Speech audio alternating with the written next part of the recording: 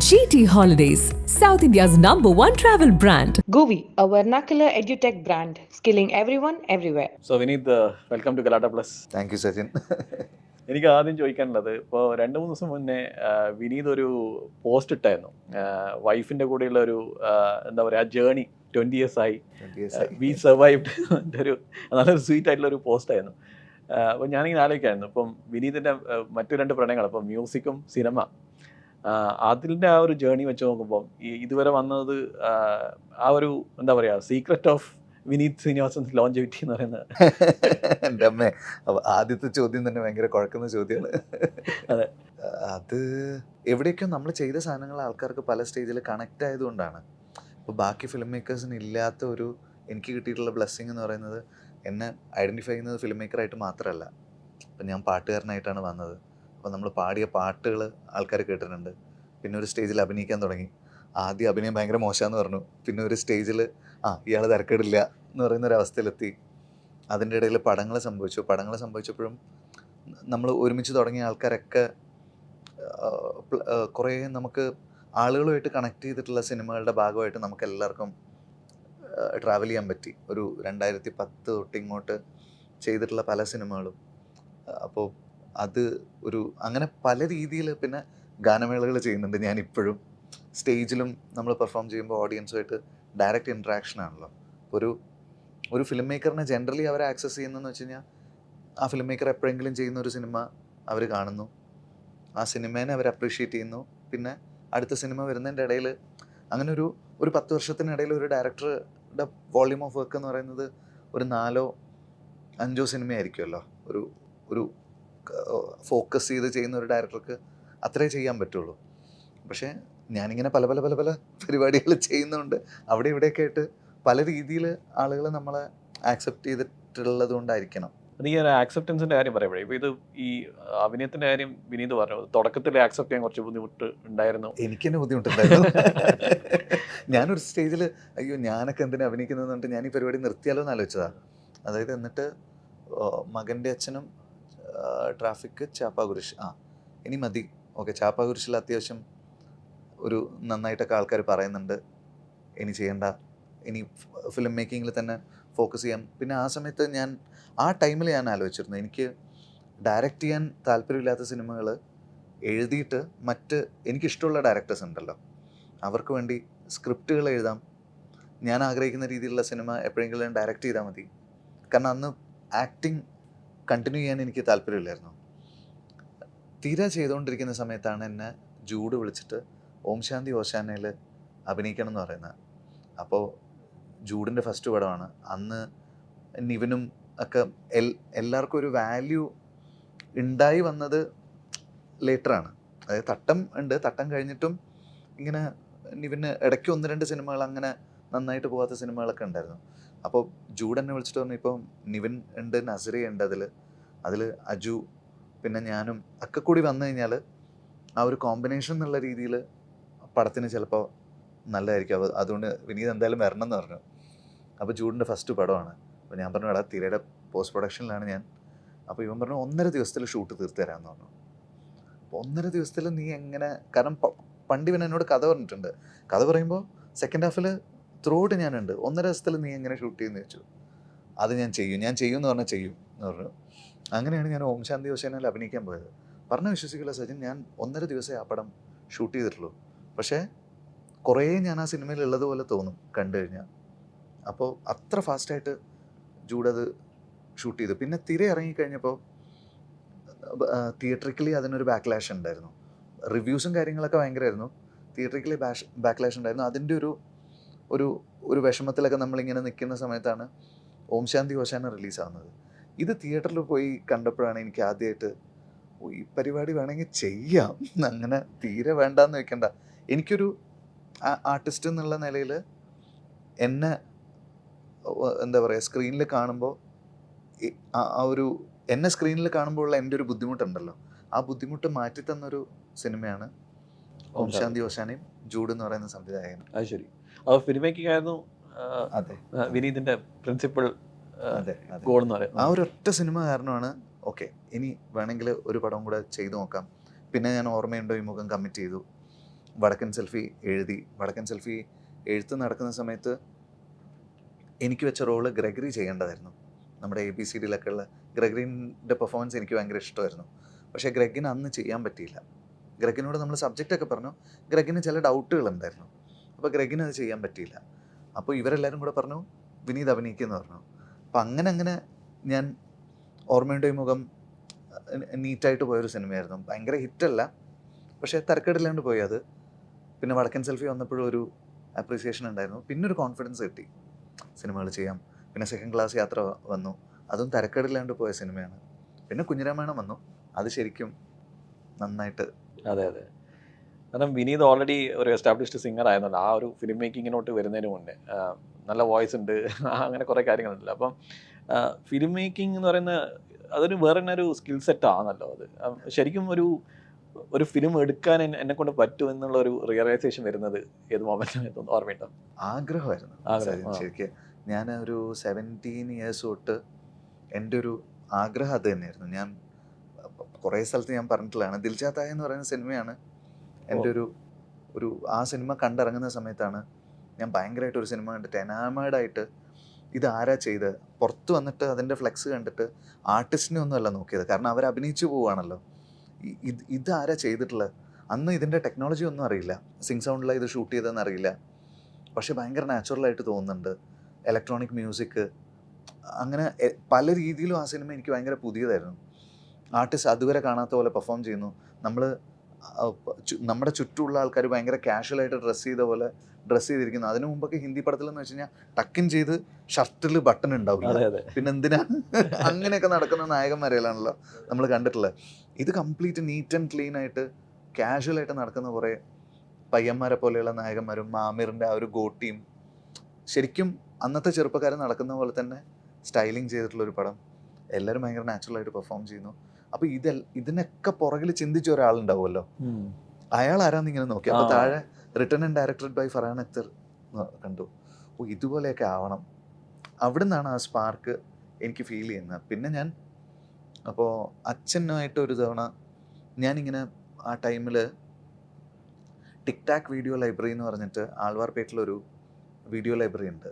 അപ്പോൾ ടിക് ടാക്കിൽ മെമ്പർഷിപ്പ് എടുത്തിട്ട് അവിടുന്ന് ഇങ്ങനെ പഴയ ക്ലാസിക് സിനിമകൾ ഇങ്ങനെ, അപ്പോൾ എനിക്കിതിൻ്റെ നോളജ് ഒന്നുമില്ല, ഏത് സിനിമകൾ കാണണം. അപ്പം നമ്മൾ സിനിമേനെ സീരിയസ് ആയിട്ട് കണ്ടു കഴിഞ്ഞാൽ ക്വാളിറ്റിയുള്ള സിനിമകൾ കാണണം എന്നുള്ളത് ഒരു അഡ്വൈസ് എവിടെ നിന്നൊക്കെയോ കിട്ടിയിട്ടുണ്ട്. അപ്പം ഞാനിതിങ്ങനെ സോഴ്സ് ചെയ്തിട്ട് വന്ന് വീട്ടിലിരുന്ന് കണ്ടുകൊണ്ടിരിക്കുക, റെൻറ്റ് ചെയ്ത് വന്ന് കണ്ടുകൊണ്ടിരിക്കുക. അപ്പോൾ അച്ഛന് മനസ്സിലായി എനിക്കിതിലൊരു ഇൻട്രസ്റ്റ് ഉണ്ട് എന്നുള്ളത്. അപ്പോൾ എന്നോട് ചോദിച്ചു, നിനക്ക് ക്ലാസിക് ഫിലിംസ് കാണാൻ ഇൻട്രസ്റ്റ് ഉണ്ടോ എന്ന് ചോദിച്ചു. അപ്പോൾ എനിക്ക് അന്ന് 17 വയസ്സോ അങ്ങനെ എന്തോ ഉള്ളൂ. അപ്പോൾ ഞാൻ പറഞ്ഞു ഉണ്ടെന്ന് പറഞ്ഞു. അപ്പോൾ എന്നോട് പറഞ്ഞു, അങ്ങനെയാണെങ്കിൽ നീ 3 സിനിമകൾ കണ്ടു തുടങ്ങണം എന്ന് പറഞ്ഞു. അപ്പോൾ എന്നിട്ട് എന്നോട് പറഞ്ഞു, ഫസ്റ്റ് സിനിമ പാരഡൈസോ, പിന്നെ ലോറൻസ് ഓഫ് അറേബ്യ, പിന്നെ ഗുഡ് ബാഡ് ആൻഡ് അഗ്ലി. ഈ 3 സിനിമകൾ കണ്ടിട്ട് നീ ബാക്കി സിനിമകൾ കണ്ടാൽ മതി. അപ്പോൾ ഞാൻ ചോദിച്ചു അതെന്തുകൊണ്ടാന്ന് പറഞ്ഞു. ഇത് 3 തരത്തിലുള്ള സിനിമകളാണ്. ഈ 3 സിനിമകൾ കാണുമ്പോൾ നിൻ്റെ ടേസ്റ്റ് എങ്ങോട്ടേക്കാന്നുള്ളത് നിനക്ക് മനസ്സിലാവും എന്ന് പറഞ്ഞു. അപ്പോൾ ഞാൻ സിനിമ പാരഡൈസോ കണ്ടു. എനിക്ക് ആ സിനിമ എൻ്റെ ലൈഫിൽ ഏറ്റവും കൂടുതൽ ഇപ്പോഴും എന്നെ ഗൈഡ് ചെയ്യുന്ന സിനിമയാണ് സിനിമ പാരഡൈസോ. ഞാൻ ഈ വർഷങ്ങൾക്ക് ശേഷം ഷൂട്ട് ചെയ്യുന്ന സമയത്തും സിനിമ പാരഡൈസോൻ്റെ ബാക്ക്ഗ്രൗണ്ട് സ്കോർ ലൊക്കേഷനിലിട്ടിട്ടാണ് ഞാൻ ഷൂട്ട് ചെയ്യുന്നത്. ശരി. അപ്പോൾ അന്ന് കണ്ട സിനിമയാണ് ഞാൻ. പിന്നെ ഗുഡ് ബാഡ് ആൻഡ് അഗ്ലിയും എനിക്ക് ഭയങ്കര ഇഷ്ടമായ സിനിമയാണ്.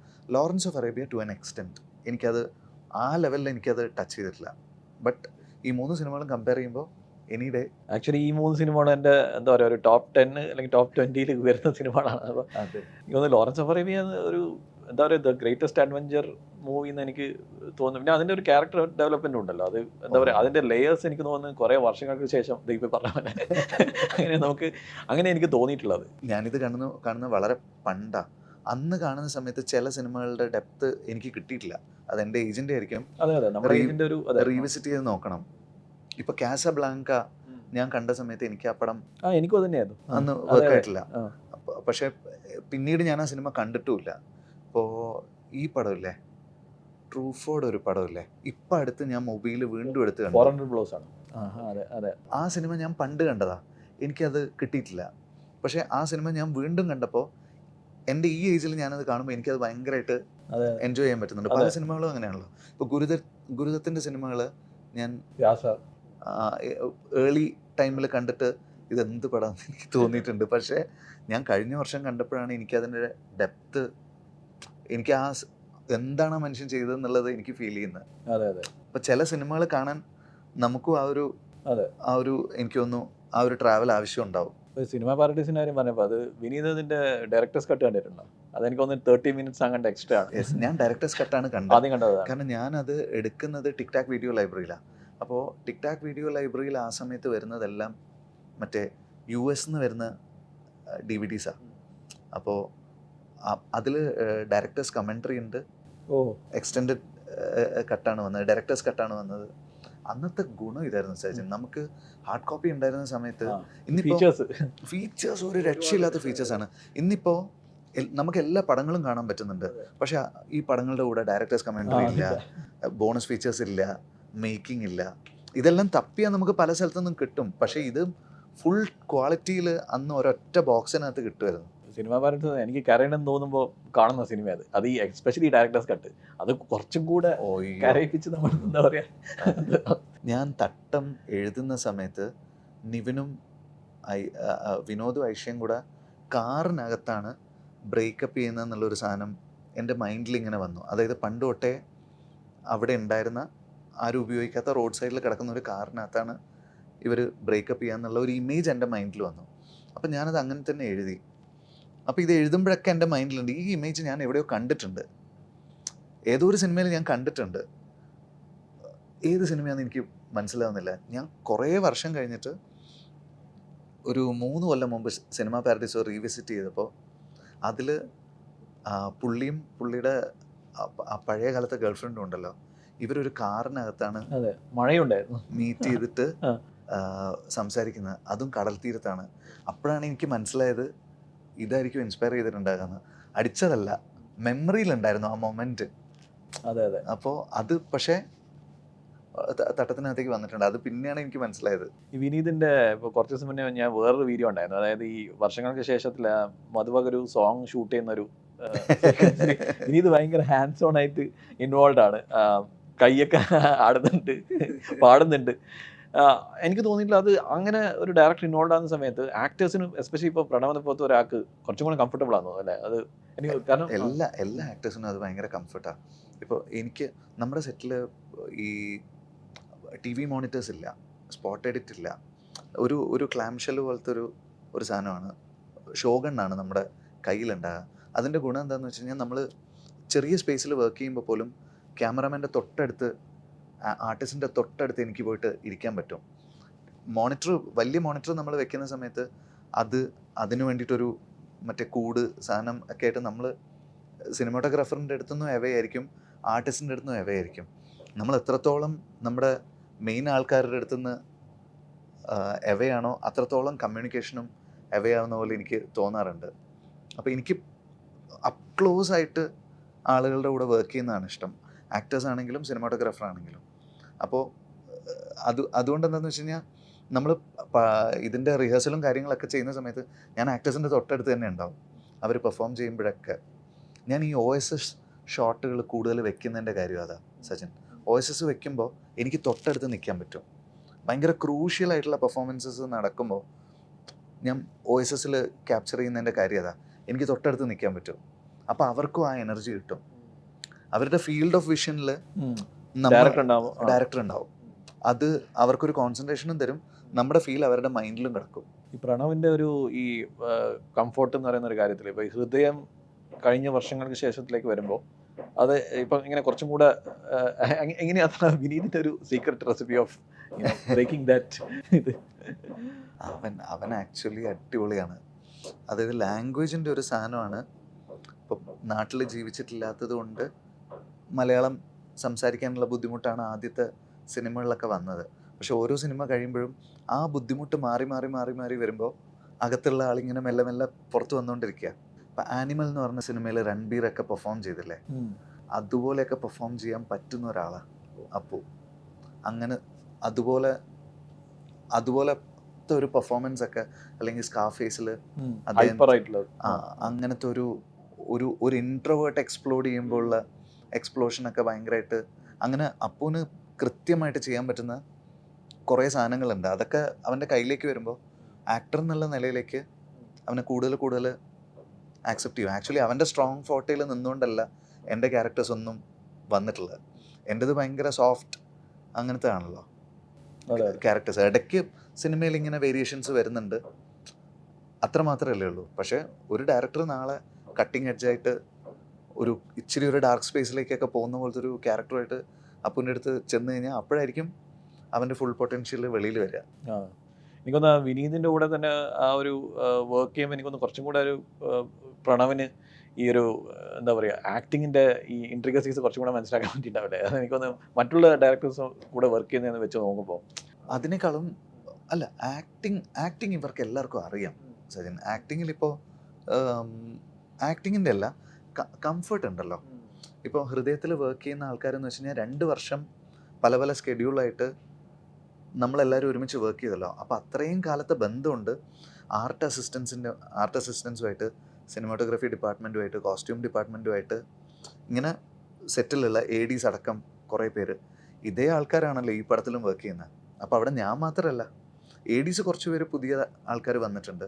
പക്ഷേ ക്യാമറ ഡിപ്പാർട്ട്മെൻറ്റിൽ സിനിമാറ്റോഗ്രാഫർ അടക്കമുള്ള ആൾക്കാർ അപ്പൂന് പരിചയമുള്ള ആൾക്കാരാണ്. യൂണിറ്റിലുള്ള ആൾക്കാർ അപ്പൂന് പരിചയമുള്ള ആൾക്കാരുണ്ട്. പിന്നെ കോസ്റ്റ്യൂമിൽ ഉള്ള ആൾക്കാർ അപ്പൂന് എന്താണ് കംഫർട്ടബിൾ, ഏത് ഫാബ്രിക് ഇട്ടാലാണ് അപ്പൂ ഏറ്റവും ലൂസായിട്ട് പെർഫോം ചെയ്യുന്നതെന്ന് കോസ്റ്റ്യൂം ഡിസൈനർക്ക് അറിയാം. ഇതൊക്കെ ഒരു ഫാക്ടറാണ്. അങ്ങനെ എല്ലാ രീതിയിലും ഒരു കംഫർട്ട് കിട്ടുന്ന സമയത്ത് ഒരു ആക്ടർ ശരിക്കും ഫ്ലറിഷ് ചെയ്യും. അതാണ് നടക്കുന്നത്. ഞാൻ മാത്രമല്ല, ഞാനൊരാൾ മാത്രമാണ്. ഇത്രയും പേര് ചുറ്റും നിൽക്കുന്നതിൻ്റെ ഒരു കംഫർട്ട് ആർട്ടിസ്റ്റിന് കിട്ടും. നിവിനില്ലേ, അത് നിവിന് ഭയങ്കരമായിട്ട് നിവിൻ്റെ കംഫർട്ട് സ്പേസിൽ നിൽക്കുന്ന ആളുകളുടെ ഇടയിൽ വരുമ്പോൾ നിവിൻ അസാധ്യമായിട്ട് പെർഫോം ചെയ്യും. എനിക്കത് തോന്നിയിട്ടുണ്ട്. നിങ്ങളുടെ കൂടെയൊക്കെ വർക്ക് ചെയ്യുമ്പോൾ കുറച്ചും കൂടെ നിവിൻ ഒരു എക്സൂബറൻ്റ് ആയിട്ടുള്ളൊരു ആക്ടിങ് സ്റ്റൈൽ. അൽഫോൺസിൻ്റെ കൂടെ വർക്ക് ചെയ്യുമ്പോൾ same.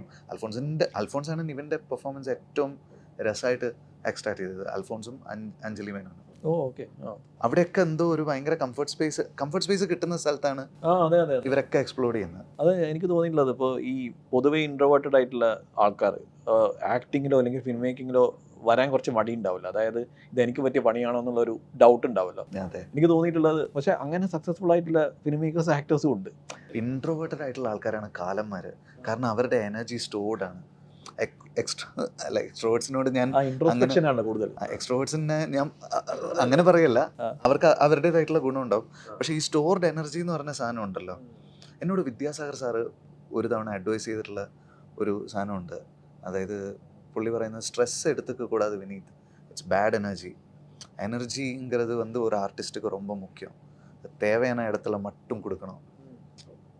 You have to protect your energy and give it in the right space എന്ന് പറയുമ്പോൾ എനിക്കൊന്ന് പണ്ട് നമ്മൾ സംസാരിക്കുന്ന സമയത്ത് വിനീത് പറഞ്ഞിട്ടുണ്ട് ഈ എനർജി ഏത് ചാനലിൽ ആണ് പോകേണ്ടതെന്ന് കൊടുക്കേണ്ടതെന്നുള്ളത്. ഞാനത് വിദ്യാസാഗർ സാർ പറഞ്ഞത് എപ്പോഴും ഞാൻ ആലോചിക്കുന്ന കാര്യമാണ്. ഒരു പ്രശ്നം വരുമ്പോൾ പോലും ഇപ്പം ചില ആൾക്കാർ നമ്മളെ കൊടുക്കുന്ന ചില കാര്യങ്ങളൊക്കെ ചോദിച്ചാൽ പോലും ഓക്കെ ഇയാളോട് ഇവിടെ ഉത്തരം പറയേണ്ട കാര്യമുണ്ടോ? ഇല്ല, അയാൾ ജയിച്ചോട്ടെ, ഈ ആർഗ്യുമെൻറ്റിൽ അയാൾ ജയിച്ചോട്ടെ, നമ്മൾ സംസാരിക്കേണ്ട കാര്യമില്ല എന്നിട്ട് അവിടെ നമ്മൾ തോറ്റാലും കുഴപ്പമില്ല, ആ എനർജി അവിടെ വേസ്റ്റ് ചെയ്യണ്ട. അതെ. ഇതൊക്കെ വിദ്യാസാഗർ സാറിൻ്റെ ഒരു അഡ്വൈസ് ഞാൻ അന്നോട്ട് എനിക്കത് ഭയങ്കര ലൈഫിൽ ഗുണം ചെയ്തിട്ടുള്ള ഒരു അഡ്വൈസ്. അത് എവിടെ നമ്മുടെ എനർജി കൊടുക്കണം എന്നുള്ളത് നമ്മൾ തീരുമാനിക്കണം. എനിക്കൊന്ന് എസ്പെഷ്യലി അവന് നെഗറ്റീവ് ഫീഡ്ബാക്ക് വരുന്ന സമയത്ത് എനിക്ക് തോന്നി വിനീതിൻ്റെ ഇനീഷ്യൽ ഫേസിൽ തന്നെ അങ്ങനെയൊക്കെ ഉണ്ടായിട്ടുണ്ടാവില്ല. അത് അയ്യോ, ഞാൻ തട്ടത്തിൻ്റെ സമയത്തൊക്കെ നെഗറ്റീവ് ഫീഡ്ബാക്ക് ഒക്കെ വരുമ്പോൾ ഞാൻ റിയാക്ട് ചെയ്യുമായിരുന്നു. ഞാൻ ഫോണിലൊക്കെ വിളിച്ചിട്ട് ആൾക്കാരുടെ അടുത്തൊക്കെ റിയാക്ട് ചെയ്തിട്ടുണ്ട്. പിന്നെയാണ് നമുക്ക് ബോധം വന്നത് അങ്ങനെയൊന്നും റിയാക്ട് ചെയ്യേണ്ട കാര്യമില്ല. എല്ലാവർക്കും നമ്മുടെ സിനിമ ആക്സെപ്റ്റ് ചെയ്യാൻ പറ്റണം എന്നില്ലല്ലോ. ചില സമയത്ത് ക്രിറ്റിസിസം അൺറീസണബിൾ ആയിട്ട് തോന്നും. അതാണ് പല ആൾക്കാരും റിയാക്ട് ചെയ്യുന്നത്. അവരവരുടെ ഭാഗത്ത് നിന്ന് നോക്കുമ്പോൾ ഓരോരുത്തർക്കും പലതും അൺറീസണബിൾ ആയിട്ട് തോന്നും. അപ്പോൾ അങ്ങനെയൊന്നും നമ്മൾ വിചാരിക്കേണ്ട കാര്യമില്ല. അപ്പോൾ നമ്മൾ വീണ്ടും വർക്ക് ചെയ്തുകൊണ്ടിരുന്നാൽ മതി. ഇതെല്ലാം നമുക്ക് റെക്ടിഫൈ ചെയ്യാൻ പറ്റും. അടുത്തേക്ക് പോയാൽ മതി. അതാണ് അതെനിക്ക് തോന്നുന്നത്. എസ്പെഷ്യലി ഈ ഫിലിം ഫീൽഡിൽ നിന്ന് വരുന്ന ആൾക്കാർ ഇപ്പോൾ ഓൾറെഡി ഒരു പാരൻറ്റോ അല്ലെങ്കിൽ ഗ്രാൻഡ് പാരൻറ്റോ അങ്ങനെയുള്ള ആൾക്കാർ അവരുടെ മക്കൾ വരുമ്പോൾ ഇത് കൂടുതലൊരു ഈ ലെഗസീൻ്റെ ഒരു ബേർഡൻ ഉണ്ടല്ലോ. അതായത് അതിനോടൊരു കളങ്കം ഉണ്ടാക്കാതെ എസ്പെഷ്യലി ഇപ്പം നമ്മൾ പലരും ഡിസ്കസ് ചെയ്യുന്ന സമയത്ത് പറയുന്ന കാര്യങ്ങളുണ്ട്. ഇപ്പോൾ ഒരു ഔട്ട്സൈഡർ ആയിരുന്നെങ്കിൽ ചിലപ്പോൾ ഒരു ഫസ്റ്റ് അറ്റംപ്റ്റ് ഫെയിലർ ആണെങ്കിലും അവർക്ക് വീണ്ടും ഓപ്പർച്യൂണിറ്റീസ് കിട്ടുന്നുണ്ട്. അതേസമയം ഫിലിം ഫീൽഡിലുള്ള ആൾക്കാരാകുമ്പോൾ അവർക്ക് ഇപ്പോൾ ഫഹദിൻ്റെ കാര്യമൊക്കെ എടുത്ത് നോക്കിക്കഴിഞ്ഞാലും ആ ഒരു ഇത് കാണുന്നുണ്ടല്ലോ നമ്മൾ. ഇപ്പം രണ്ടാമത്തേത് തിരിച്ചു വന്നത് ഭയങ്കര ഇതായിട്ടാണ്. പക്ഷെ അത് ഒരു ഔട്ട്സൈഡറിനെ വെച്ച് നോക്കുമ്പോൾ അത് അങ്ങനെ വർക്ക് ചെയ്യണമെന്നില്ലല്ലോ. അതങ്ങനെ ആലോചിച്ചിട്ടുണ്ട്. അല്ല, പക്ഷെ ഔട്ട്സൈഡേഴ്സിൻ്റെ സ്ട്രഗിള് നമ്മുടെ സ്ട്രഗിൾസിനേക്കാളും കൂടുതലാണ്. അതെ അതെ അതെ, അത് ഓണസ്റ്റ്ലി അങ്ങനെ തന്നെയാണ്. ഒന്ന് എന്താണെന്ന് വെച്ച് കഴിഞ്ഞാൽ അവർക്ക് വരുന്ന സമയത്ത് പലരെ അറിയില്ലല്ലോ, ഇവരെങ്ങനെയാണെന്ന് അറിയില്ല. പലരെ പറ്റിയിട്ടും അവർ പലതും വിചാരിച്ചിട്ടുണ്ടാവും. ഇപ്പോൾ ഒരു എന്താ പറയുക, ഒരു ഫിലിം മേക്കറോ അല്ലെങ്കിൽ അപ്രോച്ച് ചെയ്യുന്ന സമയത്ത് ഒരു പബ്ലിക് ഇമേജിൻ്റെ ഒരു സാധനത്തിലാണല്ലോ ഇവർ മീറ്റ് ചെയ്യുന്നുണ്ടാകുക. ആൾക്കാരെ നേരിട്ട് അറിയുമ്പോൾ അങ്ങനെ ആയിരിക്കില്ല, അതിലൊക്കെ തകർന്നു പോകും പല ആൾക്കാരും. റിജക്ഷൻ, പിന്നെ റിജക്ഷൻ ഹാൻഡിൽ ചെയ്യാന്ന് പറഞ്ഞു കഴിഞ്ഞാൽ തന്നെ ഭയങ്കര ബുദ്ധിമുട്ടാണ്. അപ്പം നമ്മൾ ഇപ്പോൾ എൻ്റെ ചെറുപ്പം തൊട്ടേ ഇപ്പോൾ അച്ഛൻ്റെ ഭയങ്കരമായിട്ടുള്ള സക്സസ്സും നമ്മൾ കണ്ടിട്ടുണ്ട്, പടങ്ങൾ ഫെയിലാവുന്നതും കണ്ടിട്ടുണ്ട്. അതൊക്കെ നമ്മളെയും ഇപ്പോൾ ചില പടങ്ങളൊക്കെ മോശമാകുമ്പോൾ നമുക്കും വിഷമം വന്ന സിറ്റുവേഷൻ ഉണ്ടായിട്ടുണ്ട്. ഇത് അടുത്തുനിന്ന് കാണുമ്പോൾ നമ്മൾ ഇതിനകത്തേക്ക് വരുമ്പോൾ കുറച്ചുകൂടെ നമ്മൾ പ്രിപ്പയർഡ് ആയിരിക്കും. ഇതൊക്കെ ഇവിടെ നടക്കും എന്നുള്ളത് ഒരു ബോധ്യം ഉണ്ടാവും. ഇപ്പം അടുത്ത് ഞാനൊരു ഈ ഔട്ട്സൈഡർ എന്ന് പറയുന്ന പോലത്തെ നമ്മുടെ പടത്തിൽ അഭിനയിച്ചിട്ടുള്ള ഒരു ആർട്ടിസ്റ്റിൻ്റെ അടുത്ത് ഞാൻ സംസാരിക്കുമ്പോൾ ഞങ്ങൾ രണ്ടുപേരും ഇരുന്ന് ഭക്ഷണം കഴിച്ചുകൊണ്ടിരിക്കുക. അപ്പോൾ അവൻ പറഞ്ഞു, ചേട്ടാ ഒരു പടത്തിൽ അവൻ അഭിനയിച്ചിട്ട് ഒരു റിവ്യൂ കണ്ടിട്ട് അവന് ഭയങ്കരമായിട്ട് വിഷമം വന്നു, അതിന്ന് പുറത്ത് വരാൻ പറ്റുന്നില്ല എന്ന് പറഞ്ഞു. ആ റിവ്യൂവിൽ പറഞ്ഞ കമൻസ് ഭയങ്കര പേഴ്സണലായിട്ട് അറ്റാക്ക് ചെയ്യുന്ന പോലെ അവന് തോന്നിയിട്ട് അതിന്ന് ആ വിഷമത്തിൽ നിന്ന് പുറത്ത് വരാൻ പറ്റുന്നില്ല എന്ന് പറഞ്ഞു. ഞാൻ പറഞ്ഞു, എടാ ഏറ്റവും നല്ല വഴി എന്ന് പറയുന്നത് റിവ്യൂ കാണാണ്ടിരിക്കുക. നമ്മളെപ്പറ്റി മോശം പറഞ്ഞിട്ടുണ്ടെന്ന് ആരെങ്കിലും പറഞ്ഞിട്ടുണ്ടെങ്കിൽ ആ ഏരിയയിലേക്ക് പോകാണ്ടിരിക്കുക. അത് തുറന്നു നോക്കിയാലല്ലേ പ്രശ്നമുള്ളൂ. കമൻറ്റ് വായിക്കാണ്ടിരിക്കുക, അങ്ങനെയുള്ള പരിപാടി നോക്ക്. കാരണം റിവ്യൂസ് ആൾക്കാർ പറയും, ആൾക്കാരുടെ അഭിപ്രായം തുറന്നു പറയും. അപ്പോൾ അതിൽ വിഷമിച്ചിട്ട് കാര്യമില്ല.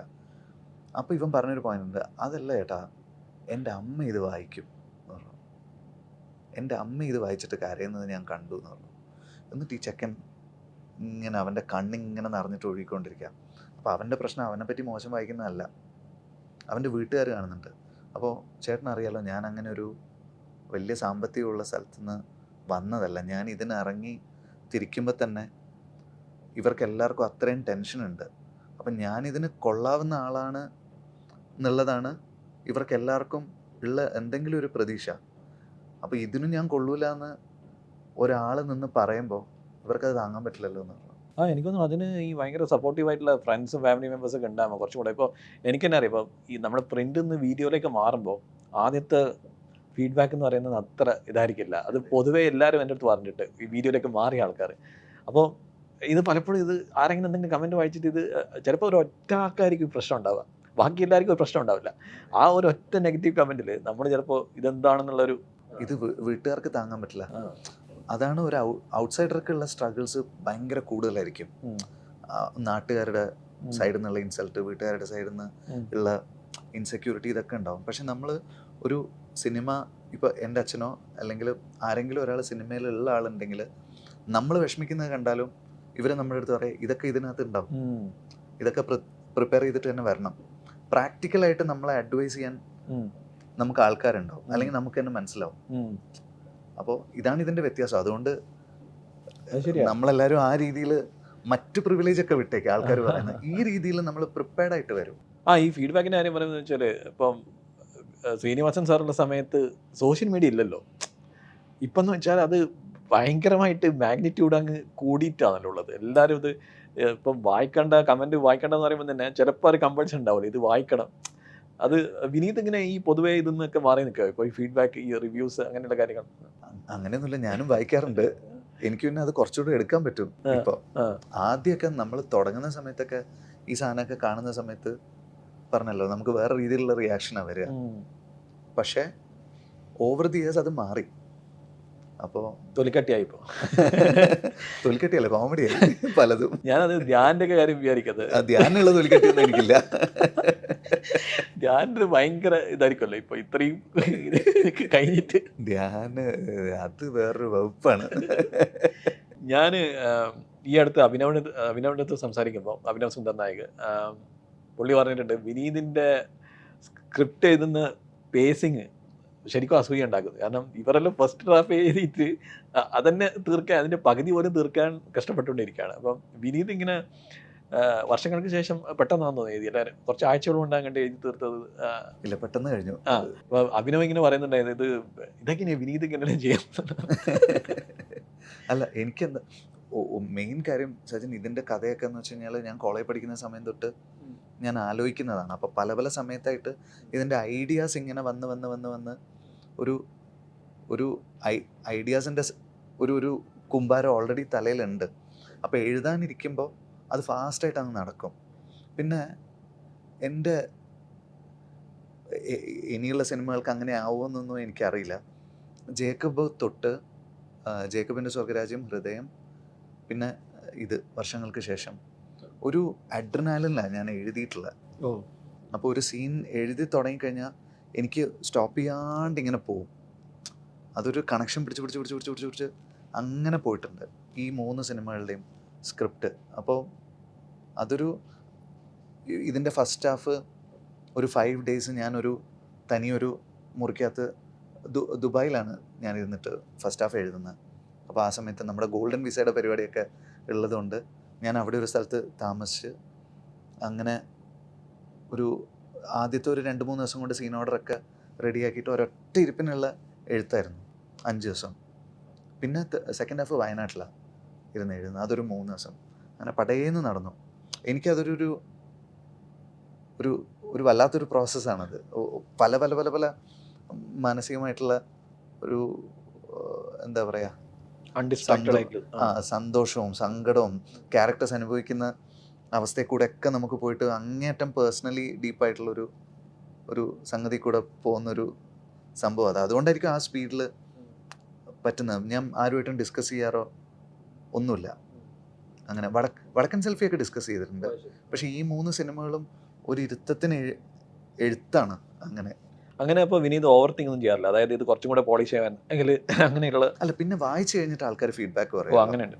വായിച്ചു കഴിഞ്ഞിട്ട് ഫീഡ്ബാക്ക് പറയുമ്പോൾ എന്തെങ്കിലുമൊക്കെ ട്വീക്ക് ചെയ്യണമെങ്കിൽ ട്വീക്ക് ചെയ്യും, ചിലതൊക്കെ കട്ട് ചെയ്യും, അങ്ങനെയൊക്കെ ചെയ്തിട്ടുണ്ട്. പക്ഷെ ഒരു ഡ്രാഫ്റ്റ് കംപ്ലീറ്റ്ലി മാറ്റി എഴുതിയിട്ടില്ല. ഇപ്പോൾ വർഷങ്ങൾക്ക് ശേഷത്തിൻ്റെ ഫസ്റ്റ് ഡ്രാഫ്റ്റ് തന്നെയാണ് ഞാൻ ഷൂട്ട് ചെയ്തിട്ടുള്ളത്. അതിൽ ചില സീനുകൾ മാത്രം ഡയലോഗ്സ് ചിലത് കട്ട് ചെയ്തിട്ടുണ്ട്, അങ്ങനെയൊക്കെ മാത്രം. അത് ശരി. ഇത് വിനീത് ചെയ്തതിൽ വെച്ചിട്ട് ബിഗസ്റ്റ് ഫിലിമാണോ വർഷങ്ങൾ? ലാസ്റ്റ് ജേക്കബിൻ്റെ സ്വർഗരാജ്യമായിരിക്കോ ഇത്? അതിനുശേഷം അല്ലെ, അതായിരുന്നു ഇതുവരെ ചെയ്തതിൽ? അല്ല, ഹൃദയമാണ് നമ്മുടെ ഏറ്റവും ബഡ്ജറ്റ് വന്ന സിനിമ. ഓക്കെ, ഞാൻ വിചാരിച്ചു ജേക്കബ് പുറത്തൊക്കെ ഷൂട്ട് ചെയ്തതുകൊണ്ട്. പുറത്ത് ഷൂട്ട് ചെയ്യുന്നതാണ് എളുപ്പം. ദുബായ് എന്ന് വെച്ച് കഴിഞ്ഞാൽ സുഖമാണ് ഷൂട്ട് ചെയ്യാൻ. സകല മലയാളികൾ അവരുടെ വീടടക്കം തരും, നിങ്ങൾ ഷൂട്ട് ചെയ്തു. അത് ശരി. അപ്പോൾ ഹൃദയമാണ് ഇപ്പൊ നാട്ടിൽ, ഐ മീൻ ഇന്ത്യയിൽ ഷൂട്ട് ചെയ്ത് വെച്ചിട്ട്? അല്ല, നമുക്കത് പല രീതിയിലുള്ള ബുദ്ധിമുട്ടുള്ള. ഒന്ന് കോവിഡിന്റെ 2 സ്കെഡ്യൂളായിട്ട് ചെയ്തത്, പിന്നെ ഒരുപാട് ലൊക്കേഷൻസ് ഉണ്ടല്ലോ. കോളേജ് എന്ന് പറയുന്ന സാധനം ഒഴിച്ചു കഴിഞ്ഞാൽ ബാക്കിയുള്ള സ്ഥലത്തേക്ക് പോകുമ്പോൾ നമുക്ക് കുറേ ലൊക്കേഷൻസും കാര്യങ്ങളും അതിൻ്റെ എക്സ്പെൻസും പിന്നെ ക്രൗഡ്, അങ്ങനത്തെ കുറേ ഫാക്ടേഴ്സ്. പിന്നെ കല്യാണങ്ങൾ ഒരുപാടില്ലേ, 10-12 കല്യാണമില്ലേ, ഈ കല്യാണം മൊത്തം സെറ്റ് ചെയ്യണ്ടേ, അങ്ങനെയൊക്കെയുള്ള എക്സ്പെൻസ് ഉണ്ടായിരുന്നു. ഇതിൽ അതിനേക്കാളും ഒക്കെ ഒരുപാട് കൂടുതലായിരുന്നു. നമുക്ക് റിപ്പീറ്റ് ലൊക്കേഷൻസ് വളരെ കുറവാണ്. എസ്പെഷ്യലി ഫസ്റ്റ് ഹാഫിൽ റിപ്പീറ്റ് ലൊക്കേഷൻസ് തീരെ കുറവാണ്. വർഷങ്ങൾക്ക് ശേഷത്തിൽ ഓരോ ദിവസവും നമ്മൾ പുതിയ സ്ഥലത്താണ് ഷൂട്ട് ചെയ്തുകൊണ്ടിരുന്നത്. എനിക്ക് തോന്നുന്നു അത് ആദ്യമായിട്ടൊന്നും വിനീത് ഒരു സെറ്റ് എന്താ പറയുക, വേറൊരു ടൈം പീരീഡ് ക്രിയേറ്റ് ചെയ്യുന്നതാണ്. അതൊരു ഭയങ്കര എക്സ്പീരിയൻസ് ആയിരുന്നു. കാരണം നമ്മൾ ഒരു വേൾഡ് ഉണ്ടാക്കുകയാണല്ലോ, ആ സെറ്റ് ബിൽഡ് ചെയ്തു, നമുക്ക് പരിചയമില്ലാത്തൊരു വേൾഡ്. അതെ. പിന്നെ അത് റിയലായിട്ട് തോന്നാൻ വേണ്ടിയിട്ട് ഞാൻ നിമേഷേട്ടനോട് എപ്പോഴും പറഞ്ഞുകൊണ്ടിരുന്ന കാര്യം അതാണ്. നിമേഷേട്ട, ഇത് ഒരു പോയിന്റിൽ പോലും ആൾക്കാർക്ക് സെറ്റാന്ന് ഫീൽ ചെയ്യരുത്, അതിനെന്തൊക്കെ ചെയ്യാൻ പറ്റുമോ അതൊക്കെ നമ്മൾ ചെയ്യണം. നിമേഷേട്ടൻ അതൊക്കെ ചെയ്യുകയും ചെയ്തു. അതായത് സെറ്റ് മാത്രമല്ല, അന്നത്തെ കാലത്തെ ഇലക്ട്രിക് പോസ്റ്റ്, അന്നത്തെ കാലത്തെ കേബിളിങ്, ബിൽഡിങ്ങിൻ്റെ വെളിയിലുള്ള പൈപ്പിംഗ് ഉണ്ടല്ലോ, അന്നത്തെ കാലത്ത് പ്ലംബിങ് ചെയ്യുമല്ലോ, അന്നത്തെ കാലത്തുള്ള പോലെ അത് ചെയ്ത്, പിന്നെ ഫസ്റ്റ് ഫ്ലോറിലൊക്കെ ആണെങ്കിൽ തുണി ഉണക്കാനിട്ട്, ബിൽഡിങ്സിൻ്റെ വെളിയിലൊക്കെ എന്തൊക്കെ ലൈഫ് പത്രം വായിക്കുന്ന ആൾക്കാർ, അത് ക്രൗഡിനെ വെച്ചിട്ടാണെങ്കിലും, പിന്നെ കഴിയുന്നത്രയും കടകൾ റിപ്പീറ്റ് ചെയ്യാതെ, ഇപ്പോൾ ഒരു കട ആൻറ്റിക് സ്റ്റോർ ആണെങ്കിൽ വേറൊരു കട കോസ്റ്റ്യൂം കട, വേറൊരു കട ചായക്കട, പിന്നെ ഒരു സൈഡിലൊരു അമ്പലം, വേറൊരു സൈഡിൽ ഈ എന്താ പറയുക വെജിറ്റബിൾ മാർക്കറ്റ്, വേറൊരു സൈഡിലൊരു ഫ്രെയിം കട, ലൈറ്റ് ആൻഡ് സൗണ്ട് കട എന്നൊക്കെ പറഞ്ഞിട്ട് ഒരു തിയേറ്റർ എന്നൊക്കെ പറഞ്ഞിട്ട് അങ്ങനെ ഒരു അബണ്ടൻസ് പുള്ളി ക്രിയേറ്റ് ചെയ്തിട്ടുണ്ട്. പിന്നെ ഒരു ലിവ്ഡ് ഇൻ ഫീലിംഗ് ക്രിയേറ്റ് ചെയ്തിട്ടുണ്ട്. അത് ഇപ്പം പെയിന്റ് അടിച്ച പോലത്തെ ഒരു തോന്നലില്ല. അതിന്റെ മെയിൻ സംഭവം നമ്മൾ ചെയ്ത എന്താന്ന് വെച്ച് കഴിഞ്ഞാൽ ഈ നമ്മൾ ബിൽഡിംഗ് കൺസ്ട്രക്ട് ചെയ്തതിന് ശേഷം ഏറ്റവും താഴെ എപ്പോഴും ഒരു പൊടി ഇങ്ങനെ കയറിയിട്ടൊരു സാധനം ഇങ്ങനെ ഉണ്ടാവും. അതായത് വണ്ടികൾ പാസ് ചെയ്ത് പോകുമ്പോൾ ബിൽഡിങ്ങിൻ്റെ ഏറ്റവും അറ്റത്ത് ഇങ്ങനെ മണ്ണിങ്ങനെ കയറിയിട്ട് അതിൻ്റെ ഒരു ഗ്രഡേഷൻ ഇങ്ങനെ നമുക്ക് കാണാൻ പറ്റും. അപ്പോൾ അത് വേണമെന്ന് ഞാൻ നിമേഷേട്ടൻ്റെ അടുത്ത് പറഞ്ഞു. അപ്പോൾ നിമേഷേട്ടൻ അതിനനുസരിച്ചിട്ട് തന്നെ ആ പൊടി കയറ്റി. അപ്പോൾ അങ്ങനത്തെ കാര്യങ്ങളാണ് നമുക്ക് ആ റിയൽ ഫീലിംഗ് തോന്നിപ്പിക്കുക, ഈ പൈപ്പിംഗ് കറക്റ്റായിട്ട് ചെയ്യുമ്പോൾ. പിന്നെ അവിടെ ഇലക്ട്രിക് പോസ്റ്റും സാധനങ്ങളൊക്കെ വരുമ്പോൾ ഒരു ശരിക്കും ലിവ്ഡ് ഇൻ ഫീൽ അവിടെ വരും. പിന്നെ ഡേറ്റഡ് ആക്കേണ്ട സാധനങ്ങൾ ഡേറ്റഡ് ആക്കി. പിന്നെ ഇവരുടെ ടൈം പീരീഡ് മുന്നോട്ട് പോകുമല്ലോ. 71 തൊട്ട് 71 അല്ല, ലേറ്റ് 70s ഏർലി 80s പോകുന്ന സമയത്ത് ഓരോ സീൻ ഷൂട്ട് ചെയ്യുമ്പോഴും അവിടെ നമ്മൾ പോസ്റ്റർ ഒട്ടിക്കാനുള്ള ഒരു വാളൊക്കെ വെച്ചിട്ടുണ്ട്. അപ്പോൾ ഓരോ സമയത്ത് ഇറങ്ങുന്ന സിനിമകളുണ്ടല്ലോ, അതിൻ്റെ പോസ്റ്റേഴ്സ് ഇങ്ങനെ മാറ്റി അങ്ങനെ കുറേ ഡീറ്റെയിൽ പിടിച്ചിട്ടാണ് ആ ഒരു ഫീല് ഉണ്ടാക്കിയിട്ടുള്ളത്. പിന്നെ സ്വാമീസ് ലോഡ്ജിൽ പണ്ട് അതിൻ്റെ താഴെ ഒരു ചാരു കസേരയൊക്കെ ഉണ്ടായിരുന്നു. ആ ചാരു കസേരയൊക്കെ നമ്മൾ ഇട്ടിട്ടുണ്ട്. അവിടെ നസീർ സാറൊക്കെ പണ്ട് ഇരുന്ന പോലത്തെ ഒരു സംഭവമൊക്കെ ഉണ്ടായിരുന്നു. അതൊക്കെ ഉണ്ട് നമ്മുടെ ഇതിൽ. അതിനൊന്നും നമ്മളങ്ങനെ ഒരു വലിയ ഇമ്പോർട്ടൻസ് കൊടുത്തിട്ടില്ല. പക്ഷേ സ്വാമീസ് ലോഡ്ജിൽ ജീവിച്ചിട്ടുള്ള ആൾക്കാർക്ക് ആ ചാരു കസേരയൊക്കെ അവരുടെ ഓർമ്മയിലുണ്ടാവും. അത് നമ്മൾ അവിടെ പ്ലേസ് ചെയ്തിട്ടുണ്ട്. പിന്നെ ഈ ഒരു പീരിയഡ് ഫിലിം ചെയ്യുന്ന സമയത്ത് ഇപ്പോൾ ആക്ടേഴ്സിനെ വെച്ച് ചെയ്യുമ്പോൾ പൊതുവേ ഒരു കൺസേൺ ഉണ്ടല്ലോ. അതായത് ഇപ്പോൾ ഉള്ള ലാംഗ്വേജ് ആ സമയത്ത് അവർ സംസാരിച്ചിരിക്കുന്നത്, ഇപ്പോൾ ഹോളിവുഡ് എടുത്ത് നോക്കിക്കഴിഞ്ഞാൽ അങ്ങനെയാണല്ലോ. ഇപ്പം ഒരു 50s 40s സെറ്റ് ചെയ്ത ഫിലിമിൽ ഇപ്പോൾ ഉള്ള ഒരു രീതിയിൽ സംസാരിച്ച് കഴിഞ്ഞാൽ ആൾക്കാർക്ക് ഇത് ഭയങ്കര ജാറിങ് ആയിട്ട് തോന്നുന്നു. ഇപ്പോൾ എനിക്കൊന്ന് ഈ അടുത്ത് ഏതൊരു മലയാള സിനിമയിൽ ഇതുപോലെ വന്നിട്ട് ഓരോ ഇതെന്താണ് മഹേഷിൻ്റെ പ്രതികാരത്തിൽ സംസാരിക്കുന്ന പോലെ ഇവർ സംസാരിക്കുന്ന ഒരു കൺസേൺ. അതിൻ്റെ മെയിൻ ഡയലോഗ് റൈറ്റിങ്ങിലായിരുന്നു അത് ശ്രദ്ധിക്കേണ്ടത്. ഇപ്പം നാട്ടിലാവുന്ന സമയത്ത് ഏറ്റവും കൂടുതൽ ഞാൻ ശ്രദ്ധിച്ചൊരു കാര്യം എന്ന് പറയുന്നത്, നമുക്ക് ഇന്ന് നമ്മൾ ഒട്ടും ഉപയോഗിക്കാത്ത വാക്കുകളിലേക്ക് നമ്മൾ ഡയലോഗ്സ് കൊണ്ടുപോയി കഴിഞ്ഞാൽ ആൾക്കാർക്ക് ചിലപ്പോൾ അത് ഡിസ്കണക്റ്റ് ഉണ്ടാവും. അപ്പോൾ കുറച്ച് ഫെമിലിയർ ആയിട്ടുള്ള വേർഡ്സ് തന്നെ യൂസ് ചെയ്തിട്ടുള്ള, പക്ഷേ ചില ക്യാരക്ടേഴ്സ് ഉണ്ടാവുമല്ലോ, അത് ക്യാരി ചെയ്യാൻ പറ്റുന്ന ക്യാരക്ടേഴ്സ് ഉണ്ടാവുമല്ലോ, അവർക്ക് നമ്മൾ കുറച്ച് ആ രീതിയിലുള്ള പദങ്ങൾ യൂസ് ചെയ്യുന്ന പോലെയും വെച്ചിട്ടുണ്ട്. എന്നാൽ തമിഴ്നാട്ടിലേക്ക് വരുന്ന സമയത്ത് കുറച്ചുകൂടി ഇംഗ്ലീഷിൻ്റെ ഒരു സ്വാധീനം, അതായത് അവിടെ ഇവിടെയും ചെറിയ ഇംഗ്ലീഷ് വാക്കുകൾ, മാനിപ്പുലേറ്റ് എന്ന് പറയുന്ന വാക്കൊക്കെ, അങ്ങനത്തെ കുഞ്ഞു ഇംഗ്ലീഷ് വാക്കുകളൊക്കെ പിന്നീട് യൂസ് ചെയ്തിട്ടുള്ളതാണ്. പിന്നെ ഫസ്റ്റ് ഹാഫിൽ തന്നെ നന്നായിട്ട് വായിക്കുന്ന ആൾക്കാർ അവർക്ക് ഇടയ്ക്ക് ചില ഇംഗ്ലീഷ് വാക്കുകൾ പറയാം. അപ്പോൾ അധ്യായം എന്നുള്ളതിന് ചാപ്റ്റർ എന്ന് പറയാം. വായിക്കുന്ന ആൾക്കാർ പണ്ടാണെങ്കിലും അങ്ങനത്തെ ചില സാധനങ്ങളുണ്ടല്ലോ. ഇപ്പോൾ നമ്മൾ ചാമരയൊക്കെ കാണുമ്പോൾ പ്രതാപത്തൻ സാറിൻ്റെ സിനിമയൊക്കെ കാണുന്ന സമയത്ത് ചില ക്യാരക്ടേഴ്സ് ഭയങ്കര രസമുള്ള, ഭയങ്കര പ്രൊഫഷ്യൻ്റ് ആയിട്ട് ഇംഗ്ലീഷ് സംസാരിക്കുന്ന ആൾക്കാരുണ്ട്. അത് അദ്ദേഹം ചെന്നൈയിൽ നിന്ന് ആ ഒരു മദ്രാസിൽ MCCയിലൊക്കെ പഠിച്ചിട്ടുള്ളത് കൊണ്ട് അദ്ദേഹത്തിന് ആ ലാംഗ്വേജ് ഉണ്ട്. അത് സിനിമയിലേക്ക് വന്നതാണ്. അപ്പോൾ മദ്രാസിലേക്ക് വരുമ്പോൾ നമുക്ക് ലാംഗ്വേജ് വൈസ് കുറച്ചുകൂടെ ഈസ് ഉണ്ട്. പക്ഷെ എന്നാലും ഒക്കെ ചില വാക്കുകൾ പറയുന്ന സമയത്ത് എനിക്ക് ഒരു കൺസേൺ ഉണ്ടായിരുന്നു. നമ്മൾ ചെയ്യുന്നതിന് മുമ്പ് ഈ വാക്ക് പറഞ്ഞു കഴിഞ്ഞാൽ എങ്ങനെ ഉണ്ടാവും. അപ്പോൾ അത് പക്ഷേ നന്നായിട്ട് ഡെലിവർ ചെയ്തിട്ടുണ്ട്. അപ്പോൾ ധ്യാൻ എന്താണെന്ന് വെച്ച് കഴിഞ്ഞാൽ ധ്യാൻ ഒരു നേറ്റീവ് സ്ലാങ് ഇല്ലാണ്ട് മലയാളം സംസാരിക്കാൻ പറ്റും. എനൗൺസ് ചെയ്തിട്ട് തന്നെ മലയാളം വാക്കുകൾ പലതും സംസാരിക്കാൻ പറ്റും. അപ്പോൾ അന്നത്തെ കാലത്ത് മറ്റേ ഡ്രാമാറ്റിക് ആയിട്ട് ഡയലോഗ്സ് എഴുതൂലേ, അതുപോലെയുള്ള സാധനങ്ങളൊക്കെ ധ്യാൻ നല്ല ഈസി ആയിട്ട് ഡെലിവർ ചെയ്തിട്ടുണ്ട്. പിന്നെ എനിക്ക് തോന്നുന്നു സെക്കൻഡ് ഹാഫ് വന്നപ്പോഴേക്കും നമ്മൾ ഇന്നത്തെ ഒരു ലിംഗോ പിടിച്ചിട്ട് തന്നെ പോയിട്ടുള്ളത്, കംപ്ലീറ്റ്ലി ലാംഗ്വേജ് മാറും. അതെ. പിന്നെ എനിക്ക് തോന്നുന്നു ഈ ഒരു പഴയ സിനിമകളും പഴയ ഡോക്യുമെന്ററീസ് ഒക്കെ എനിക്ക് റെഫർ ചെയ്താൽ കുറച്ചും കൂടെ ആ ഒരു ഇയർ നമുക്ക് കിട്ടുക. പിന്നെ അത്രയും സിനിമകൾ, പഴയ സിനിമകൾ നമ്മൾ കണ്ടിട്ടുണ്ടല്ലോ, ഓർമ്മയിൽ തന്നെ ഉണ്ട് നമുക്കിങ്ങനെ ആൾക്കാർ സംസാരിക്കുന്ന ഇത്. ഇപ്പം ചുമ്മാ പറയുകയാണെങ്കിൽ തന്നെ ഇന്നത്തെ കാലത്ത് ആരും ഇരിക്കാം എന്ന് പറയില്ല. എത്ര ജാടയുള്ള ആളാണെങ്കിലും നമ്മളോട് ഇരിക്കാം എന്ന് പറയില്ല. പക്ഷേ ഇരകളിലൊക്കെ നമ്മൾ തിലകൻ ചേട്ടനെയൊക്കെ ഓർത്ത് കഴിഞ്ഞാൽ ഒരു പോലീസുകാരൻ വീട്ടിൽ വരുമ്പോൾ ഇരിക്കാം എന്ന് പറയും. അതിൽ ആ ആറ്റിറ്റ്യൂഡ് മനസ്സിലാവും. അതായത് പോലീസിനേക്കാളും ഹെഡ് വെയിറ്റിലാണ് പുള്ളി നിൽക്കുന്നത്. ഒറ്റ ഡയലോഗിൽ ക്യാരക്ടർ കിട്ടും നമുക്ക്. അതെ. ഒരു പോലീസുകാരൻ വീട്ടിലേക്ക് വരുമ്പോൾ ഇരിക്കാം എന്ന് പറയും. അതായത് ഇരിക്കുമെന്നല്ല, അങ്ങനത്തെ സാധനങ്ങളുണ്ടല്ലോ, അങ്ങനത്തെ കുറേ പോയിന്റേഴ്സ് ഞാൻ ഒബ്സർവ് ചെയ്തിട്ടുള്ള സാധനങ്ങൾ ഞാൻ യൂസ് ചെയ്തിട്ടുണ്ട്. ഞാൻ പലപ്പോഴും ശ്രദ്ധിച്ചിട്ടുണ്ട്, ഇപ്പോൾ പഴയ സിനിമകൾ ഇപ്പോഴത്തെ വെച്ച് നോക്കി കഴിഞ്ഞാൽ പണ്ടൊക്കെ ഈ ഒരു ഡയലോഗ് അല്ലെങ്കിൽ ഒരു ബോഡി ലാംഗ്വേജിൽ തന്നെ അവരുടെ ക്യാരക്ടർ മനസ്സിലായി. ഇപ്പം എന്ന് വെച്ചാൽ ഈ ബാക്ക്ഗ്രൗണ്ട് മ്യൂസിക് വെച്ചിട്ട് ഇങ്ങനെ നമ്മളെ ഇൻഫോം ചെയ്യാണ് ഇയാൾ ഇന്ന ടൈപ്പാണ്. ഒരു ചേഞ്ച് തോന്നി. ബാക്ക്ഗ്രൗണ്ട് മ്യൂസിക് ഒക്കെ ഞങ്ങൾ ഇട്ടിട്ടുണ്ട് കേട്ടോ, അതെനിക്ക് ഇഷ്ടമുള്ള സാധനമാണ്. പക്ഷെ ബോഡി ലാംഗ്വേജിലുള്ള ഡിഫറൻസ് നമ്മൾ പഴയതിൻ്റെ ഒരു സാധനം പിടിച്ചിട്ടുണ്ട്, അത് ആക്ടേഴ്സും പിടിച്ചിട്ടുണ്ട്. അത് ഈ ഇതിൻ്റെ ഒരു നമ്മളേതായാലും കഥയിലേക്ക് കിടക്കുന്നില്ല, പക്ഷേ ഇതിൻ്റെ ഒരു ഇൻസ്പിറേഷൻ വന്നത് ഈ മാഗസീൻസും പണ്ടത്തെ ഈ സ്റ്റോറീസൊക്കെ സിനിമ വേൾഡ് റിലേറ്റഡ് ആയിട്ടുള്ള ഈ ശരിക്കും പറഞ്ഞാൽ മാഗസീൻസും ഇതൊക്കെ പണ്ടത്തെ ഇതൊക്കെ മിസ് ചെയ്യുന്നുണ്ട്. കാരണം എനിക്ക് ഓർമ്മയുണ്ട്, ഞാൻ തലശ്ശേരിയിൽ, ഞാൻ പുറത്താണ് പഠിച്ചത്, അപ്പം തലശ്ശേരിയിൽ വെക്കേഷൻ വരുന്ന സമയത്ത് ബാർബർ ഷോപ്പിൽ പോയിട്ട് എല്ലാ മാഗസീനും എടുത്തിട്ട് എൻ്റെ ജോഷിൻ്റെ അടുത്തോടെ ബന്ധം വാഴുന്നു. എൻ്റെ അമ്മോ, അതൊരു ടൈമായിരുന്നു അല്ലേ, അത്രയും കഥകൾ നമുക്ക് കേൾക്കാൻ പറ്റും. അതെ, ഇപ്പം ആ ഒരു അതിൻ്റെ ഒരു ഇതില്ല. ഈ എഴുതിയത് വായിക്കുന്നതിൻ്റെ ഒരു ഫീല് ഭയങ്കരമാണല്ലോ. അപ്പം നമ്മളാണല്ലോ ഇമാജിൻ ചെയ്യുക. ഇപ്പം ഞാൻ എൻ്റെ മൈൻഡിൽ കണ്ടിട്ടുള്ള കോടമ്പാക്കം ശരിക്കുള്ള കോടമ്പാക്കം ആണോ എന്നൊന്നും എനിക്കറിയില്ലല്ലോ. അപ്പം നമ്മൾ ഈ മാഗസീനിൽ വായിച്ചിട്ടുള്ളത് വെച്ചിട്ട് നമ്മളിങ്ങനെ ഇമാജിൻ ചെയ്യുമല്ലോ, ഇതുപോലെ ആയിരിക്കും. അപ്പോൾ ആ ഫാസിനേഷനാണ് ശരിക്കും പറഞ്ഞു കഴിഞ്ഞാൽ ഈ സാധനത്തിലേക്ക് കൊണ്ടുവന്നത്. പിന്നെ ഈ ആർട്ട് ഡയറക്ടറും പിന്നെ അതിനകത്ത് വരുന്ന കോസ്റ്റ്യൂമും അതിൻ്റെ സിനിമാറ്റോഗ്രാഫിയും ഒക്കെ വരുന്ന സമയത്ത് അതൊരു റിയൽ ആയിട്ട് ആൾക്കാർക്ക് തോന്നുന്ന പോലെ ആവും.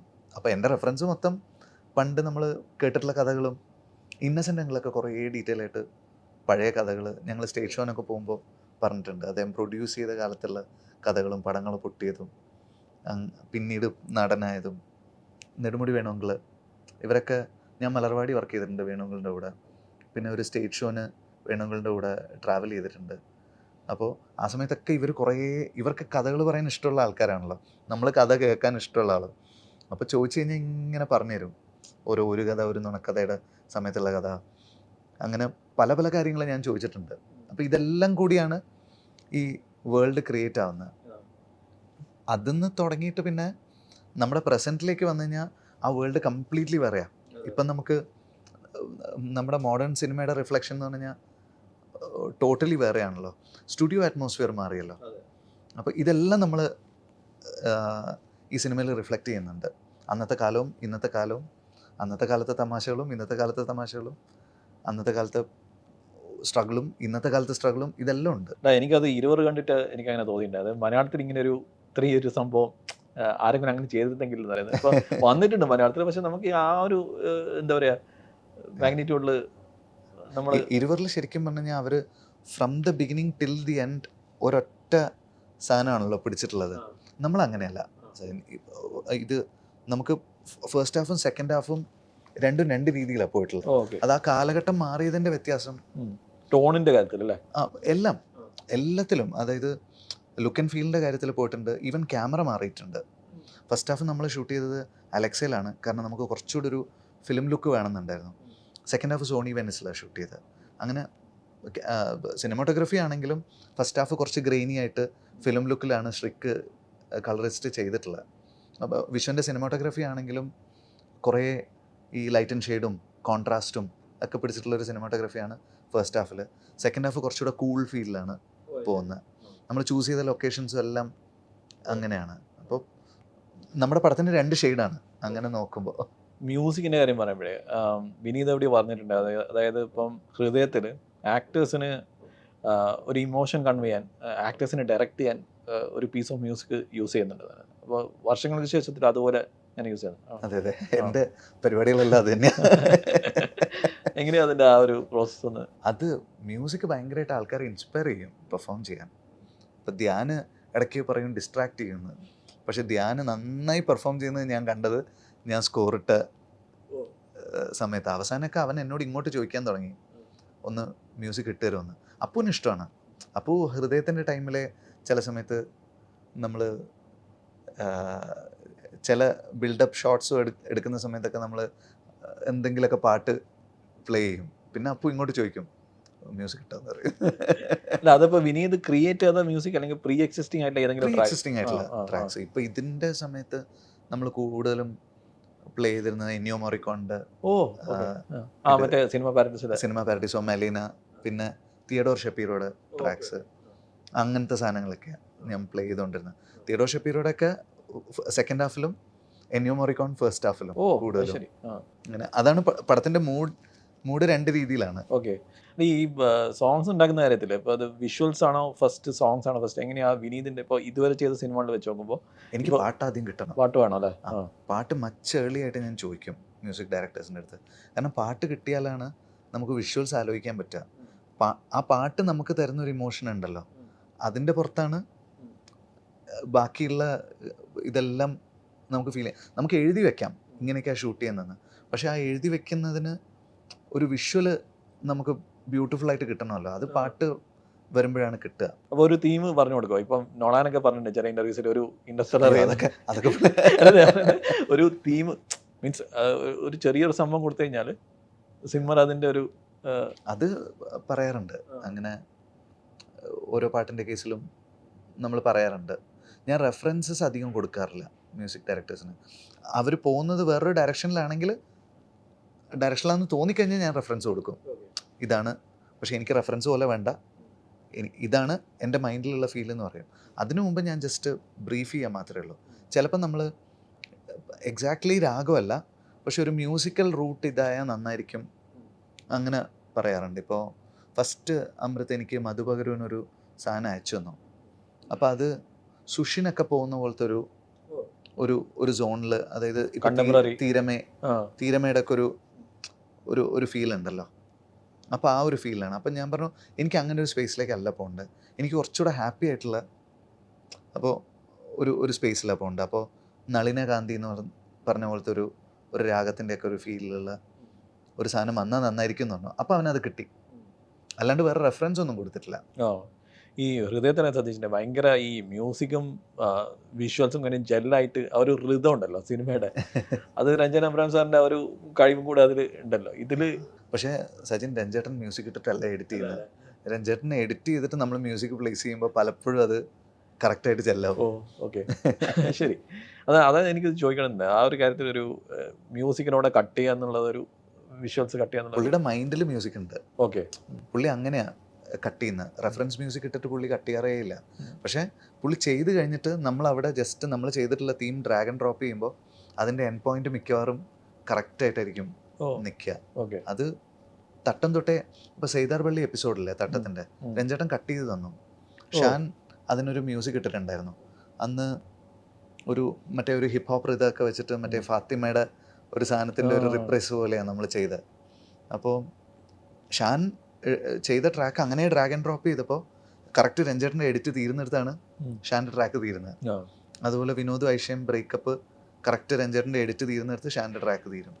ഇതിലതുപോലെ ഹൃദയത്തിൻ്റെ ഇൻട്രോൾ ബ്ലോക്ക് ഇല്ലേ, ഇൻട്രോൾ ബ്ലോക്കിൻ്റെ സ്കോറ് അങ്ങനെ ഹിഷാം ചെയ്ത് ഡ്രാഗ് ആൻഡ് ഡ്രോപ്പ് ചെയ്തപ്പോൾ ഇൻട്രോൾ ബ്ലോക്ക്.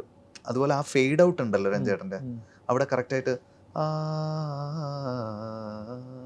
ആ ഫെയ്ഡ് ഔട്ടിൻ്റെ സ്പീഡിലാണ് ആ വോയിസ് പോയിട്ടുള്ളത്. ഇതൊന്നും കണ്ട് ചെയ്തതല്ല, ശരി. അത് കറക്റ്റായിട്ട് സിനിമയുടെ മാജിക് എന്ന് പറഞ്ഞത് ട്രെയിലറിൽ പറഞ്ഞതല്ല, നമുക്കത് പല സമയത്തും ഫീൽ ചെയ്തിട്ടുള്ളതാണ്. ഇതിൽ അതുപോലെ അമൃത്തിൻ്റെ കുറേ സാധനങ്ങൾ, അമൃത് ആദ്യം ട്രെയിലറിന് വേണ്ടിയിട്ടാണ് മ്യൂസിക് ചെയ്തത്. പിന്നെ ആ മ്യൂസിക് നമ്മൾ 3-4 സ്ഥലത്ത് പ്ലേസ് ചെയ്തപ്പോൾ എല്ലാ സ്ഥലത്തും കറക്റ്റ് അതിൻ്റെ ക്യൂ തീരുന്നെടുത്ത് ആ സീൻ തീരുന്നുണ്ട്. ശരി.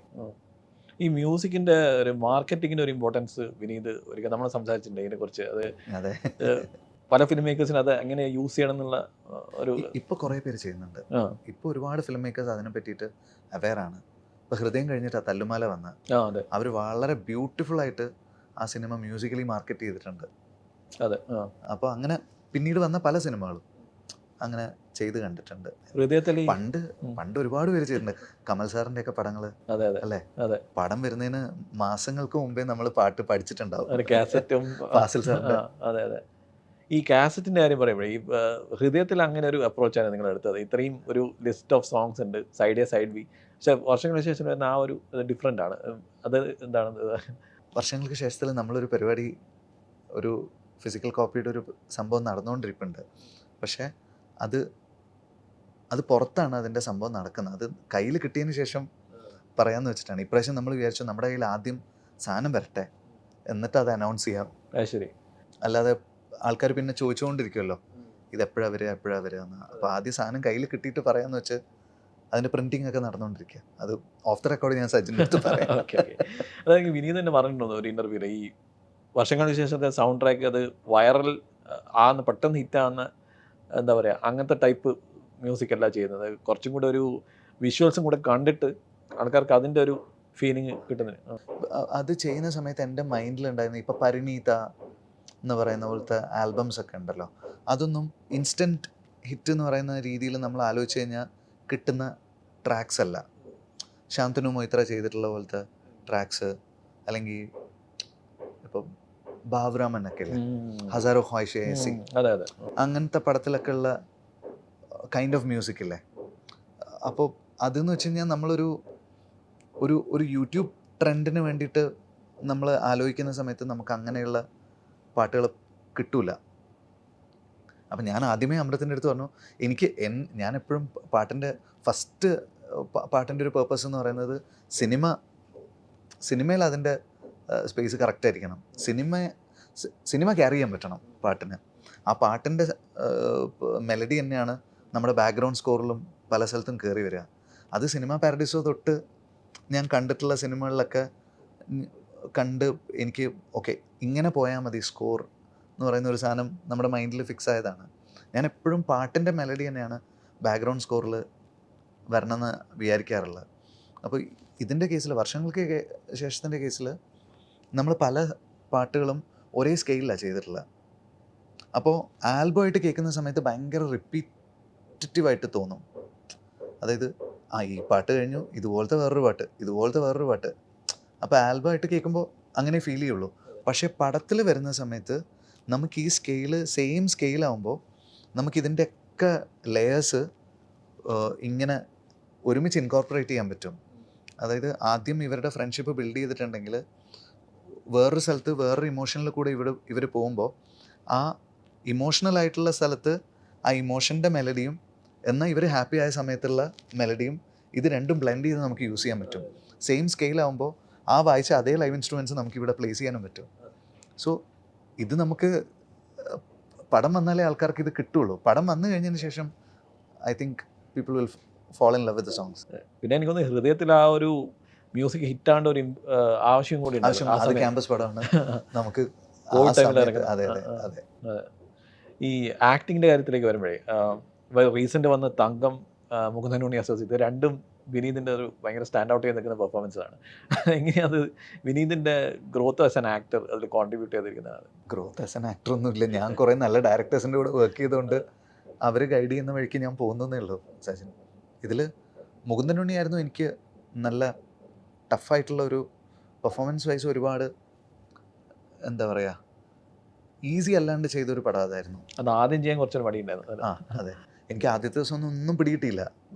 ഞാനിങ്ങനെ പിന്നെ രണ്ടാമത്തെ ദിവസമൊക്കെയാണ് ഓക്കെ അബി ഇതാ ഉദ്ദേശിക്കുന്നതെന്നൊക്കെ എനിക്ക് മനസ്സിലായി തുടങ്ങുന്നത്. തേർഡ് ഡേ ഒക്കെ കഴിഞ്ഞപ്പോഴാണ് എനിക്ക് ഓക്കെ ഇനി ഇതിങ്ങനെ പിടിക്കാം എന്ന് പറയുന്ന ഒരു ഐഡിയ ഒക്കെ സ്ട്രൈക്ക് ആവുന്നത്. എന്നാലും മുകുന്ദൻ ഉണ്ണി ഷൂട്ട് ടൈമിൽ ഭയങ്കര ടഫായിരുന്നു. ഡബിങ്ങിൻ്റെ സമയത്താണ് ഞാനത് ശരിക്കും എൻജോയ് ചെയ്തത്. ഞാൻ സച്ചിനോട് പറഞ്ഞിട്ടുണ്ടല്ലേ, തങ്ക അങ്ങനെയല്ല. തങ്ക ഞാൻ എന്താ ചെയ്തതെന്ന് പോലും ഞാൻ ആലോചിച്ചിട്ടില്ല. അവിടെ ചെന്നാൽ മതി. ശ്യാമിൻ്റെയും അറാഫത്തുണ്ടല്ലോ, അറാഫത്തിൻ്റെയും ഒക്കെ ഒരു അവരുടെ സ്കൂൾ ഓഫ് സിനിമയിൽ നമ്മളവിടെ ചെന്ന് കഴിഞ്ഞാൽ തന്നെ ബാക്കി അവർ നോക്കിക്കോളും. അതുപോലെയാണ്, നമ്മളൊന്നും ചിന്തിക്കേണ്ട. ആ സ്പേസിൽ ശ്യാം ഇങ്ങനെ ബ്രീഫ് ചെയ്യും, കുറേ സംസാരിക്കും. അറാഫത്തും ഇങ്ങനെ ആ ക്യാരക്ടറിനെ പറ്റിയിട്ടും ആ സീനിനെ പറ്റിയിട്ടൊക്കെ ഇങ്ങനെ സംസാരിച്ച് ആ സീൻ എടുക്കുന്നതിന് മുമ്പ് നമുക്കതിൻ്റെ ഫുൾ ഡയലോഗ് എന്താ പറയേണ്ടത്, എങ്ങനെയാണ് ചെയ്യേണ്ടത് എന്നുള്ളത് നമുക്ക് ഓട്ടോമാറ്റിക്കലി വരും. നമ്മൾ ആ ക്യാരക്ടറിൻ്റെ മൂഡിലായിരിക്കും. അല്ലാതെ നമ്മൾ ഡയലോഗ് എടുത്ത് പഠിച്ച് അങ്ങനെ ഒരു ക്ലറിക്കൽ പ്രോസസ്സിലേ അല്ല പോവുക. അതിലേക്കാവും നമ്മൾ. അപ്പോൾ അതിൽ ഞാൻ നന്നായി അഭിനയിച്ചിട്ടുണ്ടെന്ന് തോന്നുന്നുണ്ടെങ്കിൽ ഞാനത് അഭിനയിച്ചതേ അല്ല. അവർ നമ്മൾ എവിടെയോ കൊണ്ടിട്ടിട്ട് ഒരു മാജിക് അവർ ചെയ്യുന്നതാണ്. അത് അവരുടെ പടത്തിൽ എപ്പോഴും ബാക്കിയുള്ളവർ നന്നായിട്ട് തോന്നില്ലേ? പണ്ട് മൂന്നാം പക്ക കാണുന്ന സമയത്ത് അങ്ങനത്തെ ഒരു ഫീലിംഗ് ആയിരിക്കും എനിക്കും. ഞാൻ കണ്ട സിനിമകളിൽ ഏറ്റവും, ഞാൻ അഭിനയിച്ചിട്ടുള്ള സിനിമകളിൽ ഏറ്റവും ഭയങ്കരമായിട്ട് എനിക്ക് ഫീൽ ചെയ്തൊരു പടമാണ് തങ്കം. ഈ ഇപ്പം വിനീതിൻ്റെ സിനിമയിൽ ഇപ്പം ഹൃദയത്തിൽ ആ ഒരു ചെന്നൈ കണക്ട് ഉണ്ടല്ലോ, വർഷങ്ങൾക്ക് ശേഷം അത് ഉണ്ടെന്ന് തോന്നുന്നു. ഇപ്പോൾ റീസെൻ്റ് ആയിട്ട് ഇപ്പം മഞ്ഞുമൽ ബോയ്സിലൊക്കെ ആ ഒരു ഇതുപോലെ ഭയങ്കര ആ കണക്ഷൻ ആൾക്കാർക്ക് ഇപ്പോൾ തമിഴ്നാട്ടിലൊക്കെ തോന്നിയതുകൊണ്ട് എനിക്ക് ചോദിക്കാനുള്ളത്, ഇതൊരു കുറച്ച് കഴിഞ്ഞാൽ ഒരു ട്രെൻഡായി, ഇതൊരു ഹെൽത്തി രീതിയിൽ ഈ ട്രെൻഡ് മാറാം അല്ലെങ്കിൽ അൺഹെൽത്തി രീതിയിൽ പോവാം. ഇതെല്ലാം നമ്മൾ മുമ്പ് ചെയ്തിട്ടുള്ളതാണ് സജിൻ. നമുക്ക് ഒരു കാലത്ത് മഴവിൽ കാവടി പോലെയുള്ള സിനിമകളൊക്കെ ഏതോ കാലത്ത് അവർ പഴനിയിൽ പോയിട്ട് അവിടുത്തെ ഒരു ലൈഫിനിടയിൽ നിന്നിട്ട് ഷൂട്ട് ചെയ്തിട്ടുണ്ട്. ഇപ്പോൾ സന്ദേശത്തിലൊക്കെ ആണെങ്കിലും ആ സിനിമ തുടങ്ങുന്നത് തമിഴ്നാട്ടിലാണ്. നമ്മുടെ ക്ലാസിക് സിനിമകൾ പലതും നമുക്ക് നമ്മുടെ അയൽക്കാരനാണ് അല്ലേ തമിഴ്നാട് എന്ന് പറയുന്നത്. അപ്പോൾ നാടോടിക്കാറ്റ് എവിടെയാണ് നടന്നിട്ടുള്ളത്. അതുപോലെ പണ്ടത്തെ വലിയ മാസ് പടങ്ങളൊക്കെ ഷൂട്ട് ചെയ്തിട്ടുള്ള നമ്പർ 20 മദ്രാസ് മെയിൽ. നമുക്ക് ചെന്നൈ എന്ന് പറഞ്ഞു കഴിഞ്ഞാൽ ഞാൻ ഡിസ്കവർ ചെയ്ത സ്ഥലം പോലെയാണ് ആൾക്കാർ സംസാരിക്കുന്നത്. പക്ഷേ നമ്മുടെ ലെജൻഡറി ഫിലിം മേക്കേഴ്സ് വിളയാടിയിട്ടുള്ള സ്ഥലമാണത് അല്ലേ. നമ്മളൊക്കെ ഒന്ന് പിച്ച വെച്ച് തുടങ്ങിയിട്ടേ ഉള്ളൂ. പിന്നെ ഇതാണ് ബിഗ് സിറ്റി എന്ന് പറയുമ്പോൾ ആ സിറ്റിക്ക് ഓഫർ ചെയ്യാനുള്ള ഒരു കഥയിലേക്ക് ഓഫർ ചെയ്യാനുള്ള ഒരു സാധനം ഉണ്ടല്ലോ. ഇപ്പോൾ ബോംബെ എന്നൊക്കെ പറയുന്നത് നമുക്ക് കുറച്ചുകൂടെ റീച്ചബിൾ അല്ലാത്തൊരു സിറ്റിയാണ്. നമ്മുടെ നഗരങ്ങളെല്ലാം എന്ന് വെച്ച് കഴിഞ്ഞാൽ പട്ടണങ്ങൾ നഗരങ്ങളായിട്ട് മാറിയതാണ് അല്ലേ. കൊച്ചിയിലൊക്കെ നമ്മൾ ഇപ്പോഴും പോയി കഴിഞ്ഞാൽ കുഞ്ഞു കുഞ്ഞു റോഡുകളാണ്. കാരണം ഇതൊരു നഗരമായി മാറുന്നുള്ളത് ടൗൺ പ്ലാനിങ് ചെയ്തപ്പോൾ ആരും വിചാരിച്ചിട്ടുണ്ടാവില്ല. ഇപ്പോഴും ഇവിടുത്തെ ഹൈവേ റോഡ്സ് കഴിഞ്ഞ് കഴിഞ്ഞാൽ ബാക്കിയെല്ലാം കുഞ്ഞു കുഞ്ഞു റോഡുകളല്ലേ. കാരണം ഇതൊരു പട്ടണമായിരുന്നു. അങ്ങനെ പട്ടണങ്ങളാണ് ഇവിടെ കേരളത്തിൽ നഗരങ്ങളായിട്ട് മാറിയത്. പക്ഷേ മദ്രാസ് എന്ന് പറയുന്നത് പണ്ടേ ഏതോ കാലത്ത് അത് നഗരമാണ്. അപ്പോൾ ആ നഗരത്തിന് ഓഫർ ചെയ്യാനുള്ള വെറൈറ്റി എന്ന് വെച്ച് കഴിഞ്ഞാൽ അത്ര അധികമാണ്. അപ്പോൾ അവിടെ നിന്നുകൊണ്ട് നമ്മളൊരു സ്റ്റോറി പറയുമ്പോൾ നമുക്ക് ഒരുപാട് കാര്യങ്ങൾ പറയാൻ പറ്റും, ഒരുപാട് രീതിയിൽ പറയാൻ പറ്റും. ഇപ്പോൾ മദ്രാസിലേക്ക് സജിൻ വന്നു കഴിഞ്ഞാൽ നോർത്ത് മദ്രാസിലാണ് സജിൻ ജീവിക്കുന്നതെങ്കിൽ സജിന് മദ്രാസിനെ പറ്റിയിട്ടുള്ള ഫീല് വേറെയാണ്. കോയമ്പേടാണ് ജീവിക്കുന്നതെങ്കിൽ വേറൊരു ഫീലായിരിക്കും. ഞാനിപ്പോൾ അടയാറിലാണ് താമസിക്കുന്നത്. അപ്പോൾ അതെന്ന് വെച്ച് കഴിഞ്ഞാൽ കേരളം പോലെയുള്ളൊരു സ്ഥലമാണ്. കോയമ്പത്തൂർ പോയി കഴിഞ്ഞാൽ വേറെ അതെ. അപ്പോൾ അങ്ങനെ ഈ സിറ്റി എന്ന് വെച്ച് കഴിഞ്ഞാൽ അങ്ങനെയും വൈഡായിട്ട് കിടക്കുകയാണ്. അപ്പോൾ ഞാൻ അത്രയും വർഷം അവിടെ താമസിച്ചുകൊണ്ട് എനിക്ക് അറിയാവുന്ന ഒരു സ്ഥലമായതുകൊണ്ട് എനിക്ക് പല രീതിയിലുള്ള സിനിമകൾ ഇനിയും പറയാൻ പറ്റും. അതുകൊണ്ട് ചിലപ്പോൾ ഇനിയും കയറി വന്നു എന്തായാലും ട്രോൾ ചെയ്യും, ഓൾറെഡി ഉണ്ടല്ലോ. അപ്പോൾ പിന്നെ കുഴപ്പമില്ല. ആ ട്രോളിൻ്റെ കാര്യം പറയുമ്പോൾ ഈ വിനീതിൻ്റെ സിനിമകളിലെ ഈ ഫ്രണ്ട്ഷിപ്പിൻ്റെയും റൊമാൻസിൻ്റെ ഒരു ഡെപ്പിക്ഷൻ ഉണ്ടല്ലോ. പൊതുവേ അതൊരു വിനീത് തന്നെ എൻ്റെ അടുത്ത് പറഞ്ഞത് അതൊരു ആസ്പിറേഷണൽ ക്വാളിറ്റി, അത് എനിക്കും ഇഷ്ടമുള്ള കാര്യം അത്. പക്ഷേ ഈ അടുത്തായിട്ട് ഒരു ക്രിഞ്ച് അത് പണ്ട് പൈങ്കിളി എന്ന് പറഞ്ഞ സാധനം ഇപ്പോൾ ടെർമിനോളജി മാറി ക്രിഞ്ചായതാണ്. ഇതൊക്കെ അതിൻ്റെ പാർട്ട് ആൻഡ് പാർസലായിട്ട് നമ്മൾ എടുത്താൽ മതി. ഈ പടം നന്നായി കഴിഞ്ഞാൽ ആൾക്കാർ നമ്മളോട് ക്ഷമിച്ചോളൂ. ഓക്കെ, അപ്പോൾ wishing all the best. Thank you Sajin. GT Holidays, South India's #1 travel brand. GUVI, a vernacular edutech brand, skilling everyone, everywhere.